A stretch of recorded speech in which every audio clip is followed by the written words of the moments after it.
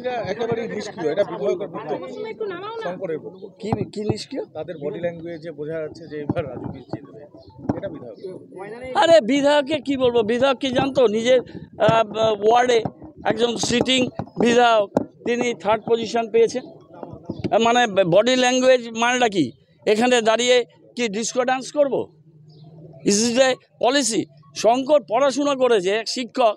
আমার মনে হয় যে ওর বোধহয় বিজেপিতে গিয়ে নৈতিক পদচ্যুতি ঘটছে, মানসিক একটা কোনো সমস্যার মধ্যে আছে, সেই জন্য এই সমস্ত ইররেলিভেন্ট কথা বলে। ভোট শুরু হয়েছে 7টায়, কটা বুথে ওদের লোক আছে হিসাব করুক আগে। শঙ্কর ঘোষ কী বলছে আমি জানি না, তবে ডাবগ্রাম ফুলবাড়িতে বিধায়িকা যা করেছে তার পুনরাবৃত্তি যদি হয়, ইলেকশন কমিশন আছে, আমাদের কর্মীরা সজাগ আছে, আমরা রেস্টেন্ট থাকবো। কিন্তু ডাবগ্রাম ফুলবাড়িতে আমি রাস্তায় ছিলাম না, শিলিগুড়িতে গৌতম দেবও রাস্তায় থাকবে।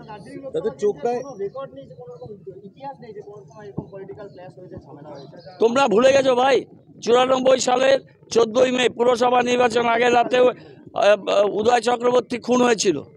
তখন শঙ্করবাবুরা কোন দলে ছিলেন? বড় বড় কথা বলছেন, হাতে ট্যাটু আর চে গুয়েভারার ছবি বুকে নিয়ে রাতারাতি তার রাজনৈতিক উত্থানের জন্য তিনি ডান থেকে রামে চলে যান। তার কোনো রাজনৈতিক নৈতিকতা আছে? দুবার পাওয়া যাবে, ওরা সব জায়গাতেই টাকা ড্রেন করার চেষ্টা করেছে। এটা শিলিগুড়ি এবং পাহাড়ের প্রচুর এন্ট্রি পয়েন্ট আছে, নেপালের পশুপতি সীমান্ত আছে, মিরিকের এদিকে ওপেন সীমান্ত আছে, এদিকে পানি ট্যাঙ্কি নেপাল আছে, ওদিকে গলগলিয়া আছে, ওদিকে কিষানগঞ্জ আছে, এদিকে বাংলাদেশের বিস্তীর্ণ এলাকা আছে, বিএসএফ আছে। এই সমস্ত জায়গাগুলো দিয়ে এই বিস্তীর্ণ এলাকা Siliguri is the most vulnerable area, এবং এগুলো করার জন্য বিজেপির লোকেরা, তাদের নেতৃত্ব, তারা চারিদিকে ছড়িয়ে আছে। তারা টাকার সুটকেস দিয়ে মানুষের টাকা লুট করা টাকা নিয়ে তারা বিভিন্ন জায়গায় বন্টনের চেষ্টা করছে।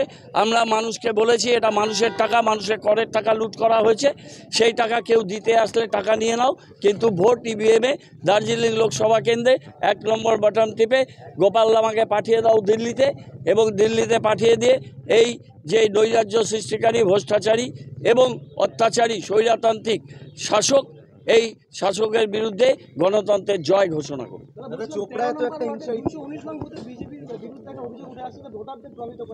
কোন নম্বর? ওটা আমরা দেখে দেবো, ওখানে মানিক আছে, আমার সাথে প্রতিনিয়তই কথা হয়।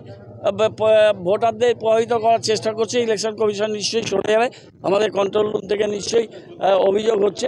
আমি এখন একটু জাস্ট ওষুধ খেয়ে কন্ট্রোল রুমে যাব, থাকবো, এখানে এক একটা ঘটনা হবে, সেখানে আমি পৌঁছাবো।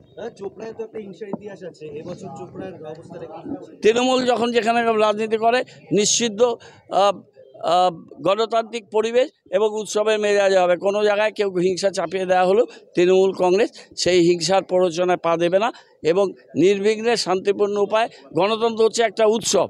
পুজোয় যখন মানুষ যায়, দুর্গাপূজায় নতুন জামা কাপড় পরে উৎসবের মেজাজে, তখন কি কেউ সেখানে হিংসার কথা ভাবতে পারে? এখানে আসবে, বন্ধুবান্ধবের সঙ্গে দেখা সাক্ষাৎ হবে, আলাপ আলোচনা হবে, কথাবার্তা হবে, যে যার ভোট দেবে। আমার সাথে অনেক ভোটারদের দেখা হলো এখানে, তারা হাত দেখালেন। বুথ প্রেমিসেসের ভিতরে বেশি কথা বলা উচিত না। আমি দেখুন নিয়ম মেনে চলা মানুষ, আমি একটা গাড়ি পারমিশন নিয়ে এসেছি, আমি কর্পোরেশনের গাড়ি চড়ছি না। আমার সাথে আরও গাড়ি আছে, সেই কনভয়গুলো আমি ব্যবহার করছি না। বাড়ি থেকে এইটুকুন আমি হেঁটেই আসতাম, ব্যাক পেন আছে প্রচণ্ড, বেল্ট ইউজ করছি, এখনই গিয়ে ফিজিওথেরাপি নেব, ফিজিওথেরাপি নিয়ে আবার রাস্তায় বেরোবো। আজকে যাই হোক রাস্তায় থাকতে হবে, কন্ট্রোল রুমে থাকতে হবে। ঠিক আছে, এখানে আমরা আমাদের সুরক্ষা ব্যবস্থা করব। অত সব কেন্দ্রীয় বাহিনী, অমুক বাহিনী, কোনো বাহিনীর দরকার নেই। তৃণমূল কংগ্রেস নিজেরাই নিজেদের এবং মানুষের সুরক্ষা দিতে এখানে আমরা যথেষ্ট।